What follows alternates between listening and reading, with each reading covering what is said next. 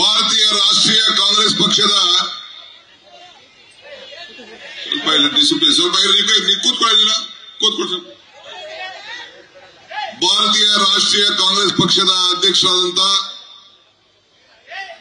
ನಮ್ಮ ರಾಷ್ಟ್ರೀಯ ನಾಯಕರಾದಂತ ಮಲ್ಲಿಕಾರ್ಜುನ್ ಖರ್ಗೆ ಸಾಹೇಬ್ರೆ, ವೇದಿಕೆಯಲ್ಲಿರುವಂತ ನಿಮ್ಮ ತಾಲೂಕಿನವರೇ ಆದಂತ ವಿಧಾನ ಪರಿಷತ್ತಿನ ಸದಸ್ಯರಾದಂತ ಪುಟ್ಟಣ್ಣವರೇ, ನಮ್ಮ ಮಾಜಿ ಶಾಸಕರು, ನಮ್ಮ ಹಿರಿಯ ಮುಖಂಡರಾದಂತ ಸಾತ್ ಅಲಿ ಖಾನ್ ರವರೇ, ಮಾಜಿ ಮಂತ್ರಿಗಳಾದಂತ ಈ ನಮ್ಮ 5 ಗ್ಯಾರಂಟಿಗಳ ಅನುಷ್ಠಾನ ಸಮಿತಿಯ ಅಧ್ಯಕ್ಷರಾಗಿ ಜವಾಬ್ದಾರಿಯನ್ನು ತೆಗೆದುಕೊಂಡಂತ ನಮ್ಮ ಎಚ್.ಎಂ. ರೇವಣ್ಣವರೇ, ವಿಧಾನ ಪರಿಷತ್ತಿನ ಸದಸ್ಯರಾದಂತ ಸುಧಾಮ್ ದಾಸ್ ರವರೇ, ಜಿಲ್ಲಾ ಕಾಂಗ್ರೆಸ್ಸಿನ ಅಧ್ಯಕ್ಷರಾದಂತ ಗಂಗಾಧರ್ ಅವರೇ, ಮಾಜಿ ಶಾಸಕರಾದಂತ ಅಶ್ವಥ್ ರವರೇ, ಪ್ರಧಾನ ಕಾರ್ಯದರ್ಶಿಗಳಂತ ವಿಶ್ವನಾಥ್ ರವರೇ, ನಮ್ಮ ಜೂನಿಯರ್ ಫೌಜಾರ್ ಅವರೇ, ರಘು ರಾಮಣ್ಣವರೇ, ನಮ್ಮ ಹಿರಿಯ ಮುಖಂಡರಾದಂತ ಅಶ್ಮತ್ ಪಾಜಾ ನಿಜಾಮಿ ಅವರೇ, ಶಿವಣ್ಣವರಿದ್ದಾರೆ, ನಮ್ಮ ಮಹಿಳಾ ಕಾಂಗ್ರೆಸ್ಸಿನ ಅಧ್ಯಕ್ಷರಾದಂತ ದೀಪಾರವರಿದ್ದಾರೆ, ರಘು ರಾಮಣ್ಣವರಿದ್ದಾರೆ, ಮುನ್ಸಿಪಲ್ ಅಧ್ಯಕ್ಷರು ಪ್ರಶಾಂತ್ ಮತ್ತು ಹೊಸದಾಗಿ ನಮ್ಮ ಪಕ್ಷಕ್ಕೆ ತಂಡವಾಗಿ ಸೇರಿದಂತ ಜನತಾದಳದ ಎಲ್ಲ ಕೌನ್ಸಿಲರ್ಗಳೇ, ನಮ್ಮ ಬಿಜೆಪಿಯಿಂದ ನಮ್ಮ ಪಕ್ಷಕ್ಕೆ ಸೇರಿದಂತ ಮಲ್ವೀರೇಗೌಡ್ರೆ, ವಾಣಿ ಶಿವರಾಮ್ರವರು, ನಮ್ಮ ಶಿವರಾಮ್ರವರ ಧರ್ಮಪತ್ನಿ ಬಂದಿದ್ದಾರೆ. ಇನ್ನ ಬಹಳ ಜನ ಎಲ್ಲ ಮುಖಂಡರುಗಳು ಬಿಜೆಪಿ ಮತ್ತು ಜನತಾದಳ ಸೇರಿ ಮಲ್ಲಿಕಾರ್ಜುನ್ ಖರ್ಗೆ ಅವರಿಗೆ, ಡಿ.ಕೆ. ಶಿವಕುಮಾರ್ ಅವರಿಗೆ, ಸಿದ್ದರಾಮಯ್ಯನವರಿಗೆ ಬೆಂಬಲ ಕೊಡಬೇಕು ಅಂತೇಳಿ ಆಗಮಿಸತಕ್ಕಂಥ ಎಲ್ಲ ವಿವಿಧ ಪಕ್ಷದ ಮುಖಂಡಗಳೇ, ಮತದಾರರೇ, ಕಾಂಗ್ರೆಸ್ ಪಕ್ಷದ ಕಾರ್ಯಕರ್ತರೇ, ಕಾಂಗ್ರೆಸ್ನ ಬ್ಲಾಕ್ ಕಾಂಗ್ರೆಸ್ನ ಅಧ್ಯಕ್ಷಗಳೇ, ಎಲ್ಲ ನನ್ನ ಸೋದರ ಸೋದರಿಯರೇ, ಇದೊಂದು ಐತಿಹಾಸಿಕವಾದಂತಹ ಸಮಾವೇಶ. ಸ್ವಲ್ಪ ನೀವು ಇಲ್ಲಿರೋ ಶಾಂತಿಯಿಂದ ಇರಬೇಕು, ಅವರೊಬ್ಬರು ಬಿಡ್ರಿ. ಇದೊಂದು ಐತಿಹಾಸಿಕವಾದಂತಹ ಸಮಾವೇಶ. ನನಗೆ ಚನ್ನಪಟ್ಟಣ ಅಂತಂದ್ರೆ ನನ್ನ ಕರುಳು, ತಾಯಿ ಮನೆಗೆ ಹೋದಂಗೆ ಕರುಳು ಭಾವನೆಯನ್ನ ವ್ಯಕ್ತಪಡಿಸ್ತದೆ. ನನ್ನ ಕಷ್ಟ ಕಾಲದಲ್ಲಿ 4 ಎಲೆಕ್ಷನ್ ಅನ್ನ ವಿಧಾನಸಭೆಗೆ ಒಂದು ಭಾಗ ಇಲ್ಲಿ ನಿಲ್ಲಿಸಿ ನನ್ನನ್ನ ಕಳಿಸಿ ಗೆಲ್ಸ್ಕೊಟ್ರಿ. ನಾನು ಕೊನೆಗೆ ಹೋಗ್ಬೇಕಾದ್ರೆ ಈ ಕ್ಷೇತ್ರ ವಿಂಗಡಣೆ ಆದಾಗ ನನಗೆ ಬಹಳ ನರಳಿನಿಂದ ಈ ಕ್ಷೇತ್ರ ಬಿಡಬೇಕಾದಂತ ಪರಿಸ್ಥಿತಿ ಅನಿವಾರ್ಯತೆ ಬಂತು.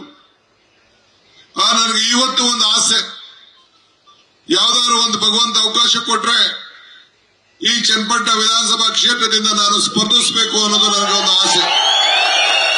ಯಾಕೆಂದ್ರೆ ಇಲ್ಲಿರುವಂತಹ ಜಾತ್ಯತೀತ ತತ್ವ, ನಮ್ಮ ಬಡವರು, ಅಲ್ಪಸಂಖ್ಯಾತರು, ಬೆಸ್ತ ಸಮುದಾಯ, ತಿಗಳ ಸಮುದಾಯ, ಪರಿಶಿಷ್ಟ ಜಾತಿ, ಪರಿಶಿಷ್ಟ ಪಂಗಡ, ಅಲ್ಪಸಂಖ್ಯಾತರು, ಒಕ್ಕಲಿಗರು, ಎಲ್ಲ ಹಿಂದುಳಿದವರಿಗೂ ಬಹಳ ಸಹಬಾಳ್ವೆಯಿಂದ ಸರ್ವರಿಗೂ ಎಲ್ಲ ವರ್ಗದವರು, ಕುವೆಂಪರು ಯಾವ ರೀತಿ ಶಾಂತಿಯ ತೋಟ ಅಂತ ಹೇಳ್ತಾರೆ, ಹಂಗೆ ಎಲ್ಲ ಜನಾಂಗದವರಿಗೂ ಕೂಡ ವರ್ತಕರಾದಿಯಾಗಿ ಬಾಳ್ವೆಯಿಂದ ನೋಡುವಂತ ಒಂದು ಪವಿತ್ರವಾದಂತ ಭೂಮಿ. ಹಾಗೆ ರಾಜಕಾರಣದಲ್ಲಿ ಬಹಳ ಅನೇಕ ವ್ಯತ್ಯಾಸಗಳು ಆದ್ರಿಂದ ಈ ಜಿಲ್ಲೆ ಬೇರೆ ಬೇರೆ ಬಂದು ಇಲ್ಲಿ ರಾಜಕಾರಣವನ್ನು ಮಾಡುವಂತ ಒಂದು ಪರಿಸ್ಥಿತಿ ಬಂತು. ನಾವು ತಯಾರು ಮಾಡಿದಂತ ಅನೇಕ ನಾಯಕರುಗಳು ನಮ್ಮನ್ನ ದೂರ ಹೋಗ್ಬೇಕಾದಂತ ಒಂದು ಪರಿಸ್ಥಿತಿ ಬಂತು. ಆದ್ರೂ ಕೂಡ ನೀವೆಲ್ಲ ನಮ್ಮ ಕಷ್ಟ ಕಾಲದಲ್ಲಿ ನಿಂತಿರೋದನ್ನ ನಾನು ಮರಲಿಕ್ಕೆ ಸಾಧ್ಯ ಇಲ್ಲ. ಇವತ್ತು ಕೂಡ ಚನ್ನಪಟ್ಟಣ ತಾಲೂಕಿನ ಯಾವುದೇ ಕಾರ್ಯಕರ್ತರು ಬಂದ್ರು ಕೂಡ ನನಗೆ ನನ್ನ ಕ್ಷೇತ್ರದ ಕಾರ್ಯಕರ್ತರೇ ಬರ್ತಾ ಇದ್ದಾರೆ ಅನ್ನೋ ಒಂದು ಭಾವನೆಯನ್ನ ಇವತ್ತು ಕೂಡ ನನ್ನ ಕಣ್ಣಿಗೆ ಕಾಣ್ತಾ ಇದೆ.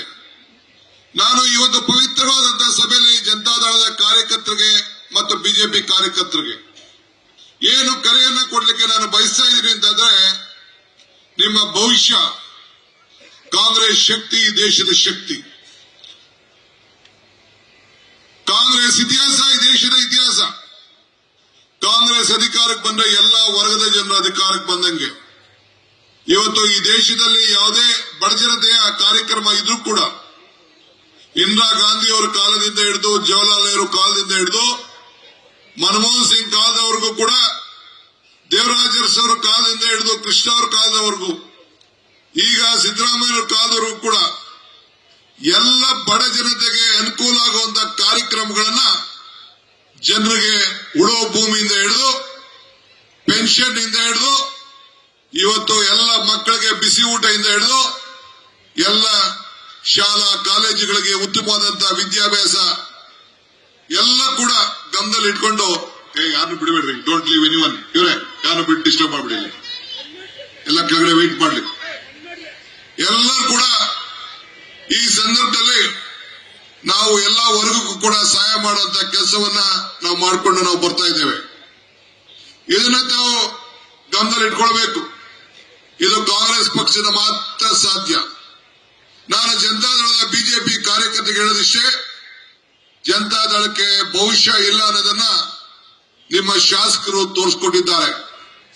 ಇವತ್ತು ಅವರ ಬಾಮೈದರನ್ನ, ದೇವೇಗೌಡರ ಅಳಿಯನನ್ನ ಇವತ್ತು ತೆರೆಯತ್ತ ಮಹಿಳೆಯ ಚಿಹ್ನೆಯಲ್ಲಿ ಬಿಟ್ಟು, ಜನತಾದಳ ಬಿಟ್ಟು ಈ ದೇಶಕ್ಕೆ ಯಾರನ್ನ ನೀವು ಪ್ರಧಾನಮಂತ್ರಿ ಮಾಡಿದ್ರಿ, ಯಾವ ಜಿಲ್ಲೆ ನಿಮ್ಮನ್ನ ಮುಖ್ಯಮಂತ್ರಿ ಮಾಡ್ತು, 2 ಬಾರಿ ಕುಮಾರಸ್ವಾಮಿನ ಎಲ್ಲಿ ಶಾಸಕರನ್ನ 3 ಬಾರಿ ಶಾಸಕರನ್ನ ಮಾಡಿ ಮುಖ್ಯಮಂತ್ರಿ ಮಾಡ್ತು, ಆ ಜಿಲ್ಲೆಯನ್ನ ತೊರೆದು ಇವತ್ತು ಬೇರೆ ಜಿಲ್ಲೆಗೆ ಹೋಗಿ ಚುನಾವಣೆಗೆ ಸ್ಪರ್ಧೆಯನ್ನ ಮಾಡ್ತಾ ಇದ್ದಾರೆ.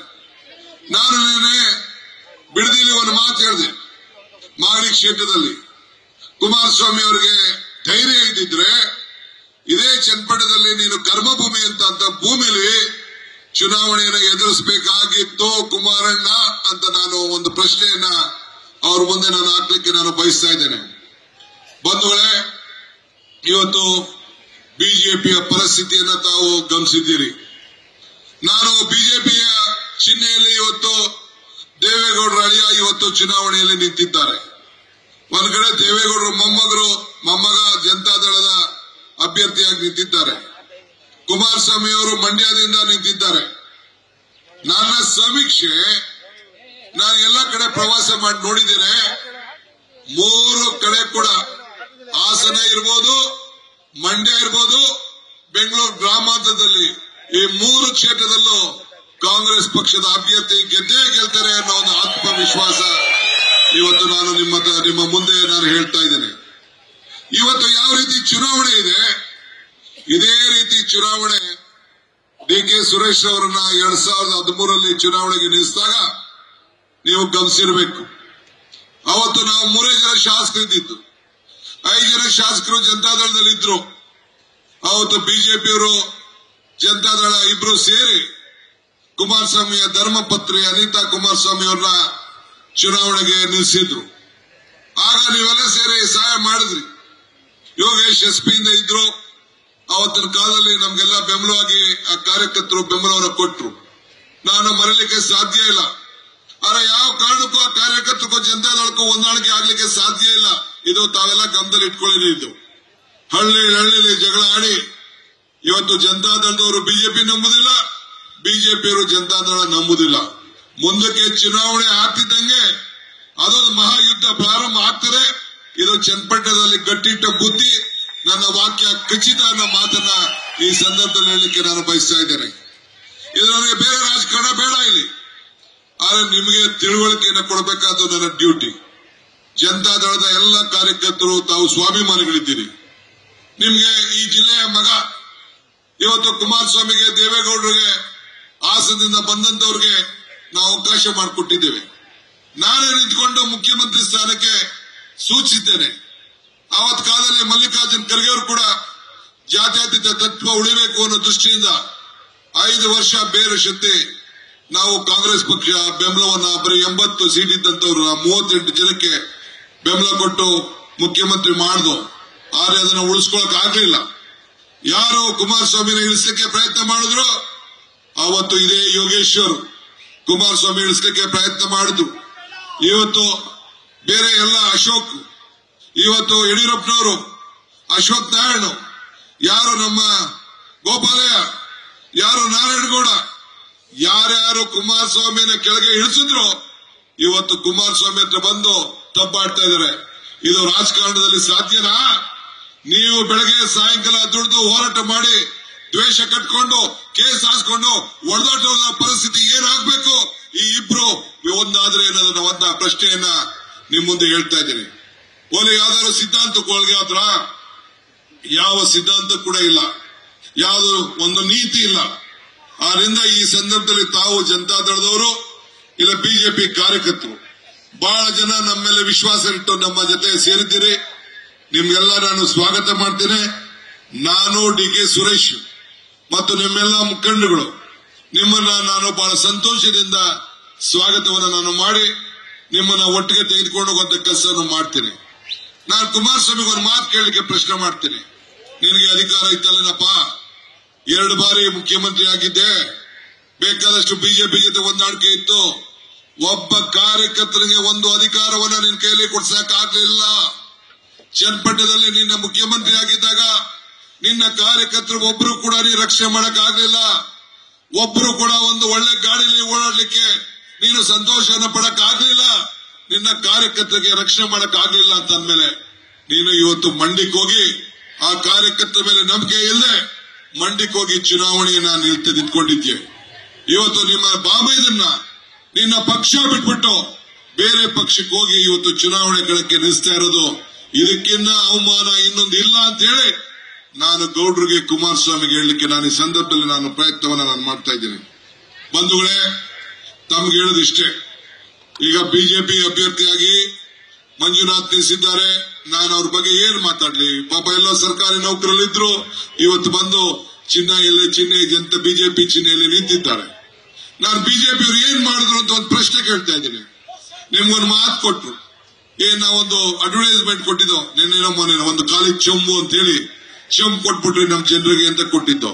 15 ಎಲ್ಲ ಕಪ್ಪು ಹಣವನ್ನ ತೆಗೆದುಕೊಂಡು ಬಂದು ನಿಮ್ಮೆಲ್ಲರಿಗೂ ಕೂಡ 15 ಲಕ್ಷ ರೂಪಾಯಿ ಹಾಕ್ತೀವಿ, ನೀವು ಜನಧನ್ ಅಕೌಂಟ್ ಮಾಡಿ ಅಂತ ಹೇಳಿ ನಿಮ್ಮೆಲ್ಲರಿಗೂ ಹೇಳಿದ್ರು.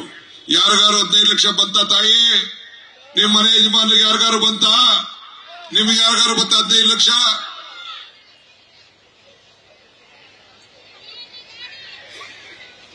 ಪುಟ್ಟಣ್ಣಿಗೆ ಏನೋ ಬಂದಿರ್ಬೇಕು 15 ಲಕ್ಷ. ಯಾಕೆಂದ್ರೆ ಬಿಜೆಪಿ ಜೊತೆ ಒಂದಷ್ಟು ದಿನ ಇದ್ದ. ಪುಟ್ಟಣ್ಣ ನಿನಗೇನೋ ಬಂತ? ಏನಿಲ್ಲ. ಸಾತಲ್ಲಿ ಕಾಲಂತೂ ಏನು ಬರ್ಲಿಲ್ಲ ಬಿಡಿ, ಏನು ಬರ್ಲಿಲ್ಲ, ಪುಟ್ಟಣ್ಣಗಂತೂ ಬರ್ಲಿಲ್ಲ. ನಿಮ್ಗೆ ಯಾರಿಗಾರು ಸಿಗ್ತಾ? ಓಲಿ ನಾವೆಲ್ಲ ರೈತರಿದ್ದೀವಿ, ಎಷ್ಟು ಜನ ರೈತರಿದ್ದೀವಿ. ನಮ್ಮ ಆದಾಯ ಏನಾದ್ರು ಡಬಲ್ ಆಯ್ತಾ? ಯಾರಿಗಾರು ಡಬಲ್?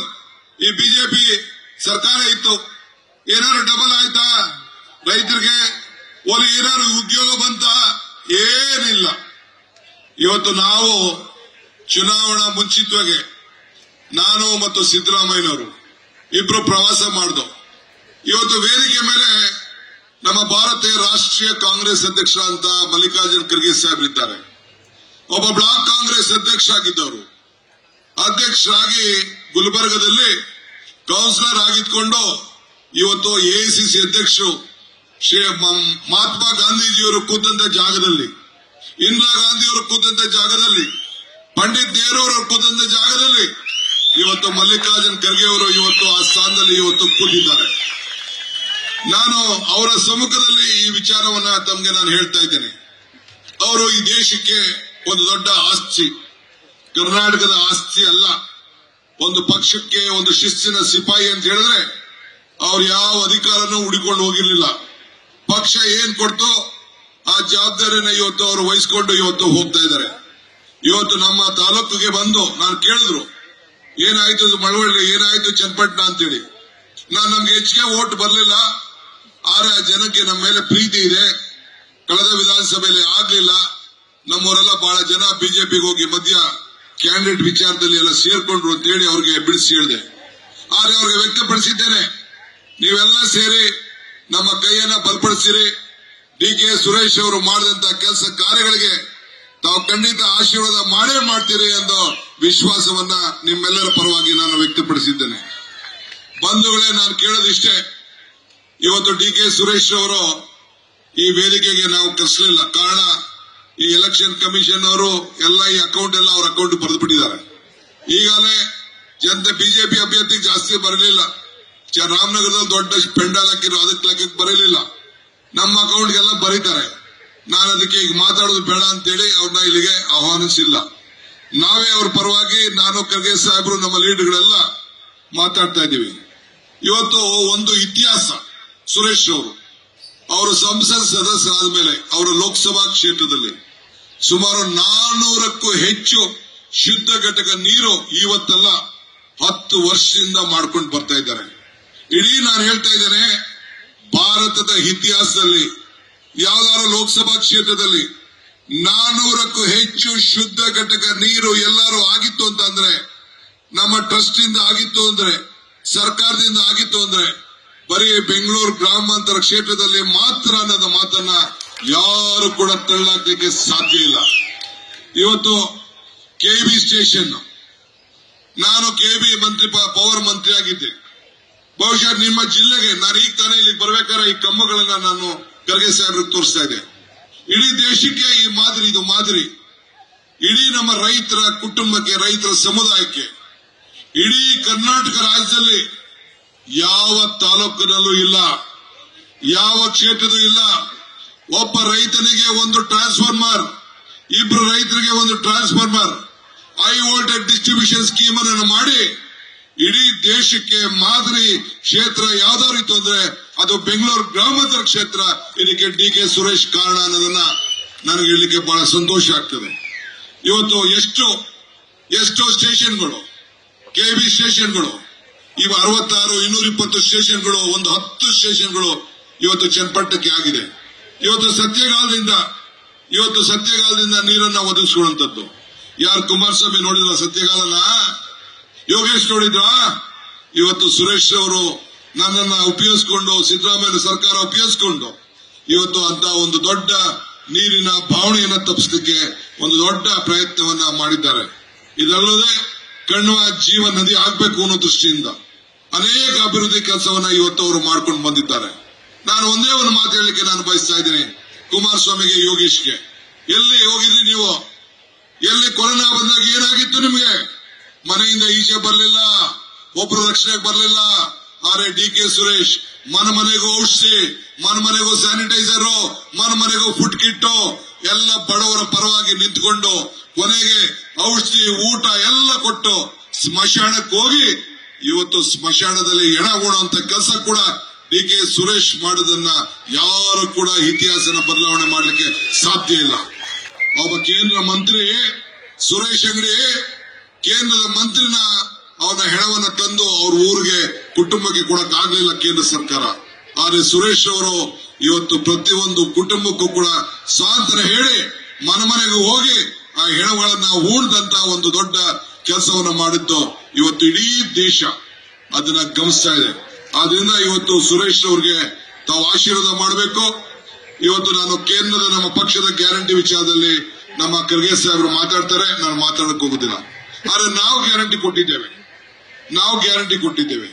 ನಾವು ಮಲ್ಲಿಕಾರ್ಜುನ್ ಖರ್ಗೆ ಸಾಹೇಬ್ರ ಕೈಯಲ್ಲಿ ಬೆಳಗಾಂನಲ್ಲಿ ಈ ಪ್ರಜಾಧ್ವನಿ ಯಾತ್ರೆ ಮಾಡಿದೋ, ಅವ್ರ ಕೈಲಿ ಗೃಹ ಜ್ಯೋತಿಯನ್ನ ಉದ್ಘಾಟನೆ ಮಾಡಿದೋ, 5 ಗ್ಯಾರಂಟಿಗಳನ್ನ ಅವರ ಅಧ್ಯಕ್ಷತೆಯಲ್ಲಿ ತೆಗೆದುಕೊಂಡು 5 ಗ್ಯಾರಂಟಿ ಇವತ್ತು 200 ಯೂನಿಟ್ ವರೆಗೂ ಉಚಿತವಾಗಿ ನಿಮ್ಗೆ ವಿದ್ಯುತ್ ಬರ್ತಾ ಇದೆ. ನೀವು ಯಾರು ಬಿಲ್ ಕಟ್ತಾ ಇದ್ದೀರೇನ್ರಮ್ಮ?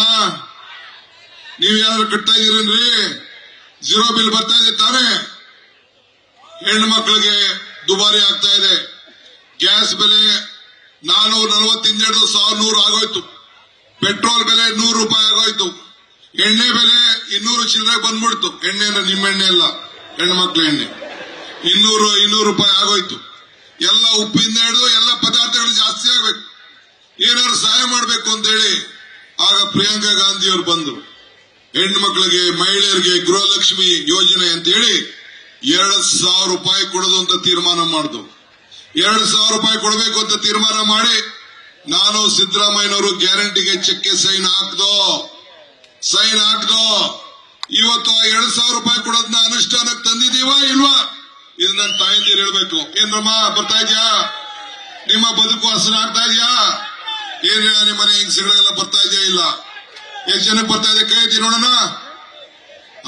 ನೋಡಿ ಎಲ್ಲ ಇರ್ತಾ ಇದ್ದಾರೆ ಬಹಳ ಸಂದೇಶ. ಅಮ್ಮ ಎಲ್ಲರಿಗೂ ಬರ್ತಾ ಇದೆ. 2,000 ರೂಪಾಯಿ ಬರ್ತಾ ಇದೆ.